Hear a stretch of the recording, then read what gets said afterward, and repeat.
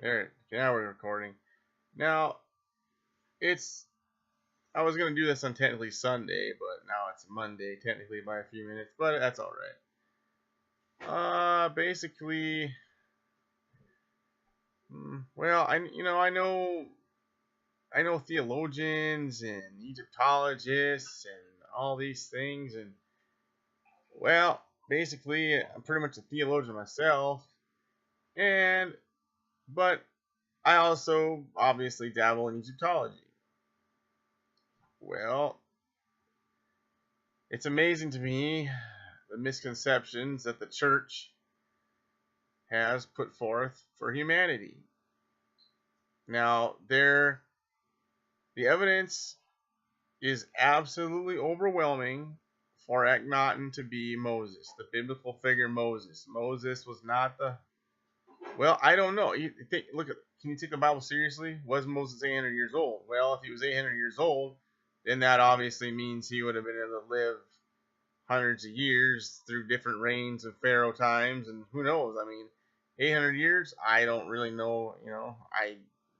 Longevity is crazy, but aside from that speculative age, let's look at the real picture. Look at the microcosmic look in. Okay, I mean, yes, that's debatable about his age. Yes, okay. All right. What's not debatable are the following things. Even the great Hakim, God rest his soul, or he's westing. I mean, actually, so his soul's not really westing. He's westing on adventures, right? You know what I mean. But all reverence to him. Now, when you look at all the pieces of Akhenaten, it all starts to come together. Now, Akhenaten, the Hebrew people were in Egypt way before recorded biblical history. So we're talking conceivably 5, 10, maybe more thousands of years. Who were the Hebrews? The Hebrews were the followers of ATEN. And who brought Aten to the forefront? Yeah, you guessed it, Akhenaten. The church, because of how he, obviously pissed off the Roman powers that be, because obviously the Romans, well, according to biblical history, they're the ones that had Jesus killed, as far as I know. So the Romans, the Roman legions are just a bunch of evil sons of bitches. You and I both know that, all right? That's just historical fact. So the Hebrews are related to Akhenaten. The Romans, they basically enacted the fancy term. I'm gonna have to pause to. No, I don't want to pause. There's a term to where the Romans. I don't know. I can't think of it off the top of my head. Hold on one moment, please. Alrighty then, I did a little brain searching, and it's Damnatio Memoriae, and what that is a modern Latin phrase literally meaning condemnation of memory, meaning that a person must not be remembered. A person must not be remembered. Who were they trying to make sure that he wasn't remembered? Oh, that's right, Akhenaten, Nefertiti, and what I believe to be Tutankhamun, obviously. So here again you see this parallel where you have these evil sects of people against the good people. Well, we're still in the period of Amun, as far as I know, and Akhenaten was the one that wanted everybody to believe in Aten. In summation, there's a lot of parallels between Akhenaten and Moses, and the biblical story doesn't really add up. If you step back even as a Christian and you look at the biblical story from the Egyptian perspective, from the Egyptian historical narrative, you start to see the possibilities, okay? And here's the basic facts. Where was Moses found? Supposedly.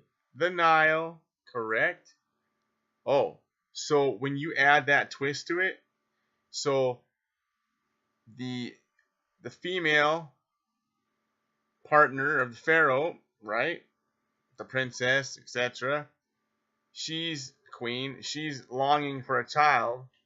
She's praying to the water goddess of Egypt, and all of a sudden a basket appears with a baby. Who is the baby? Akhenaten? Oh, I like to think so. All right. So now I know this is hard for a lot of people to understand that even are Christians, and yes, it's really hard to change your mindset from this historical narrative of Moses being Charlton Heston. You know what I mean? The white guy, just always the white guy, white beard. But what about a different narrative?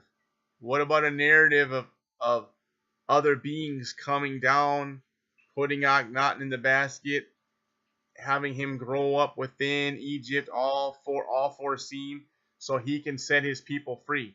Now, when the historical narrative of Moses is he set his people free, okay, so where did he come from?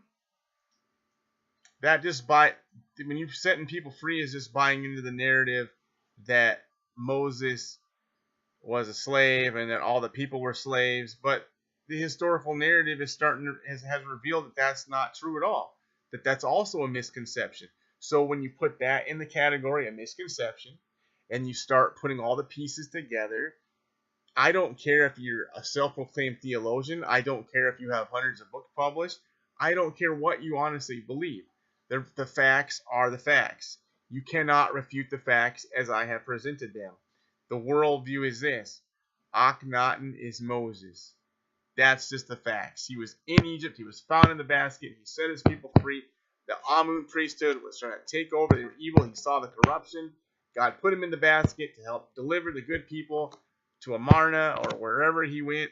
Now, and Akhenaten has not been found yet. KV55 is not Akhenaten. There's no way. The face on the figure on the sarcophagus that has been obviously destroyed to cover up the fact, to subvert the fact of who it really was.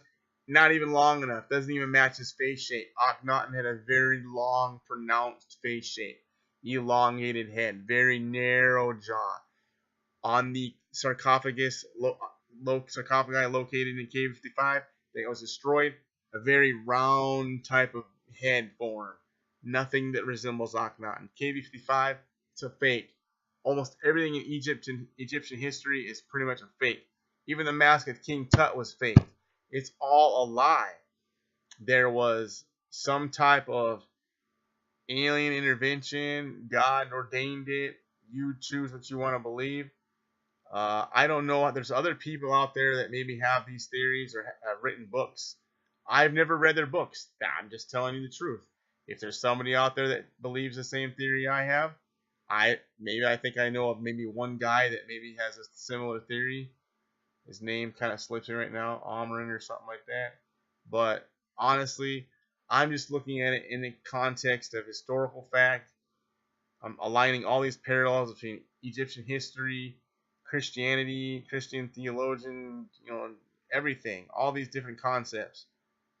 And why do they want you to believe that Moses was a white guy with a white beard?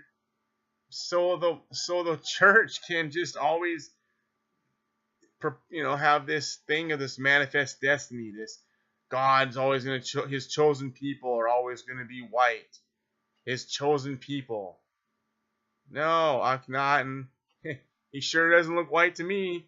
He's got some big lips. He ain't white. Thank you. All right, Akhenaten is Moses. End of story. Thank you very much.